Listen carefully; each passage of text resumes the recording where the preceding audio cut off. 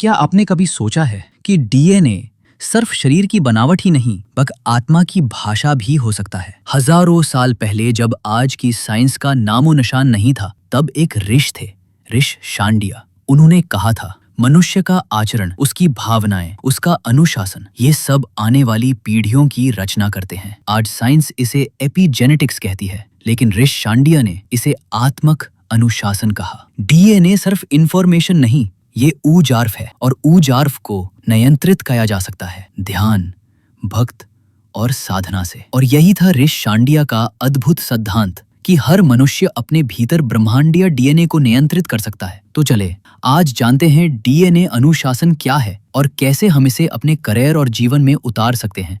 ऋषि शांडिया भक्त योग, ब्रह्म ज्ञान और साधना पर आधारित जीवन को सबसे बड़ा विज्ञान मानते थे। उनका कहना था, ध्यान, सत्य और तप से आत्मा जागृत होती है और यही चेतना आने वाली पीढ़ियों में जाती है। ऋषि शांडिया का मानना था कि हर विचार, हर भावना हमारे डीएनए में एक ऊर्जार्फ तरंग छोड़ती है। ये तरंगे न केवल हमारे शरीर को बदलती है, बल्कि हमारे वंशजों के व्यक्तित्व को भी। उनका शांडिया सूत्री और शांडिया उपनिषद आज भी ध्यान और आत्मचिंतन का अमूल्य स्रोत है। उन्होंने कहा था, तप और संयम से चित्त की शुद्ध होती है और चित्त की शुद्ध से ब्रह्म का अनुभव, यानी कि चित्त को अनुशासित करके हम आत्मा के स्तर पर डीएनए को प्रभावित कर सकते हैं। हम जो सोचते हैं, जो करते हैं, वो सिर्फ हमारे वर्तमान को नहीं बल्कि हमारी आने वाली 7 पीढ़ियों को प्रभावित करता है। अगर आपने जीवन में दुख, तनाव, असफलता को बार बार झेला है, हो सकता है आपके डीएनए में अनुशासन की कमी हो, लेकिन यही डीएनए ध्यान, सेवा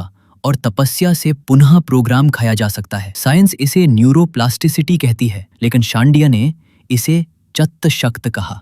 करियर में रुकावटें, आतंक, समस्याएं, असमर्थता, ये सब आपकी आत्मक ऊर्जार्फ से जुड़ी होती है। डीएनए अनुशासन सिखाता है, पहले चित्त को स्थिर करो, संसार अपने आप बदलता है। जिस तरह से ऋषि मुनि हजारों वर्षों से जीवन को चेतना से बदलते रहे हैं, वो सब आज भी संभव है। आज की भाग दौड़ में हम सोचते हैं कि सत्ता बाहरी प्रयासों से आती है, लेकिन ऋषियों ने कहा, बाहर का प्रयास तब तक व्यर्थ है जब तक अंदर स्थिरता ना हो। आपका ध्यान, अनुशासन और दैनिक साधना ही डीएनए को शक्तिशाली बनाते हैं। हर दिन कया जा एक अच्छा विचार भी आपके वंशजों में प्रतिभा बनकर जन्म ले सकता है। यह कोई कथा नहीं, यह जीवन का गूढ़ी विज्ञान है। जैसे ऋषि शांडी ने जया, शरीर मटता है, लेकिन डीएनए में जमा हुई ऊर्जार्फ आने वाली पीढ़ियों को दशा देती है। और यही है आत्मा की यात्रा, एक से अनेक, अनुशासन से